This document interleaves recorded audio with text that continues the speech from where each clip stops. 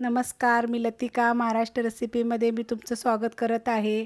आज मी तुम्हाला कांदे भजी बनवून दाखवणार आहे। ती पण ना आपण गाड्यावर खातो का नाही तसले कांदे भजी। तर त्यासाठी बघा ही 4 कांदे मी मोठ्या आकाराचे असे पातळ कापून घेतलेले आहेत। तर अशा पद्धतीने कापून घ्यायचे आणि त्यांना काय करायचं, हाताने असे सुट्टे सुट्टे करायचे। नाहीतर अजून एक गोष्ट सांगते, जर तुम्हाला जर तसे सुट्टे सुट्टे पाहिजे असेल ना तर हा जे कणा असतो ना हा काढून टाकायचा, आपणे आप सुट्टे होतात बघा, मोकळे मोकळे होतात। तर आता हे हाताने असं आपण कालवून घेऊया बघा, अशा पद्धतीत मोकळे मोकळे होतात। जर एकदम कुरकुरीत पाहिजे असतील ना तर अशा पद्धतीत पातळ कापायचे, एकदम मस्त होतात, एकदम एक नंबर चवीला होतात। तुम्ही हे करून बघा। रेसिपी बघितली की लाईक करा आणि कमेंट करा।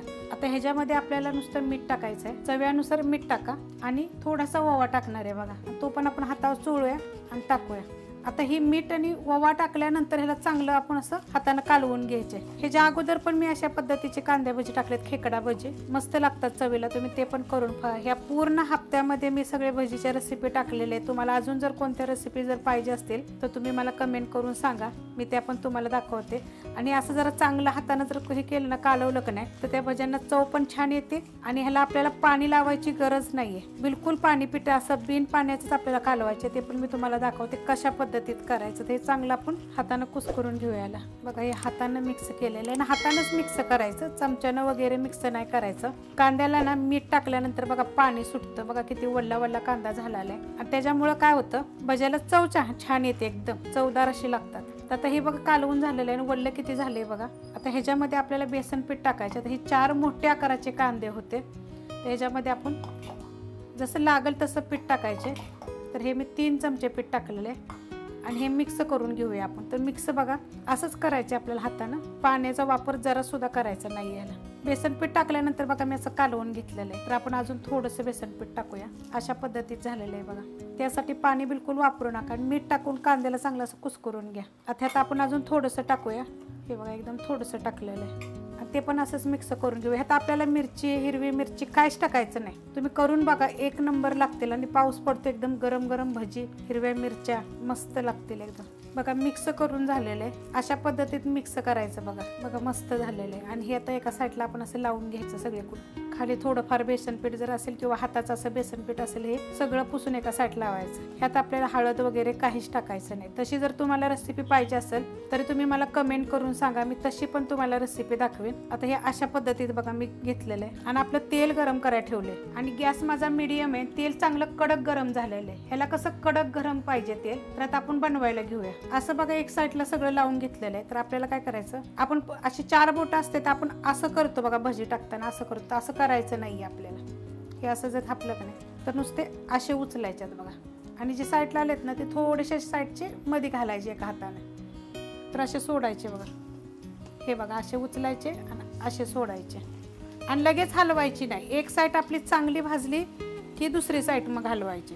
आणि गॅस बघा मीडियमच आहे, मोठ्या गॅसवर करते त्यामुळे मी तुम्हाला प्रत्येक वेळेस सांगते मीडियम आहे, बारीक आहे।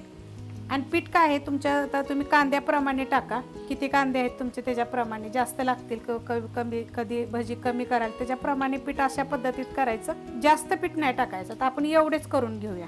खालची साईड बघा लालसर झालेली आहे, आता आपण पलटी करून घेऊया। आता ह्यात आपण हळद वगैरे टाकली नाहीये, कलर चेंज होस्तोवर आपल्याला ह्याचा चांगला लालसर करेस्तोवर आपल्याला भाजून घ्यायचे ते चांगले तेलामध्ये, असे उलटे पुलटे करून। वरचे कांदे बघा जे आपण जसे टाकले होते ना, किती क्रिस्पी आता झालेले आहेत आणि पूर्ण भाजल्यानंतर ते एकदम कडक असे मस्त असे होतात आणि एक नंबर चवीला लागतात बघा। किती मस्त असा कलर आलेला आहे। आता आपण हे काढून घेऊया, असं तेल नितळायचं, काढायचे बघा, किती कडक झालेत, एकदम कडक होतात आणि एकदम खुसखुशीत होतात, मस्त लागतात एक नंबर।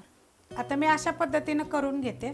अशा पद्धतीत मी मिरच्या घेतलेल्या आहेत बघा तळायसाठी, कांद्या भज्या संग खायसाठी। तर तुम्ही बिन तिखटाच्या घेतल्या तरी चालतील आणि तिखट घेतल्या तरी चालतील, पण काय माहिती आहे का, आपण जर याला कापल्या ना की तिखट थोडा कमी लागतो, तो अशा तोडायच्या, फक्त थोडंसं तोडायचं त्याचं अशा पद्धतीत। नाही तर बघा ह्या बिन तिखटाच्या मिरच्या आहेत त्या अशा उभ्या उभी कापायच्या अशा पद्धतीमध्ये, म्हणजे एकदम छान लागतात चवीला। काय अशा सगळ्या नुसतं शेंड त्याचं काय करायचं, थोडंसं असं तोडायचं, पूर्ण तोडायचं नाही, थोडंसं तोडायचं बघा। हे असं सगळ्या मिरच्या बघा अशा शेंड्याला मी तोडून घेतलेल्या आहेत आणि ह्या मिरच्या मी उभ्या कापून घेतलेल्या आहेत। तेल गरमच आहे, त्याच्यामध्ये आपण ह्या मिरच्या आता टाकून घेऊया सगळ्या।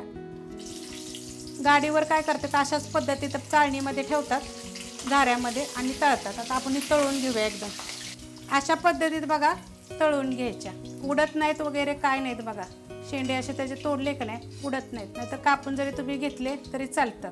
मीठ बीठ त्याला पहिले लावून घ्यायचं नाही. तशा जरी मिरच्या तुम्हाला पाहिजे असल्या का नाही मीठ लावून मिरची कापून तशा तळून तरी मला सांगा. आता ह्याच्यामध्ये मीठ टाकायचं बघा, चवीनुसार मीठ टाका आणि हे कालवून घ्या.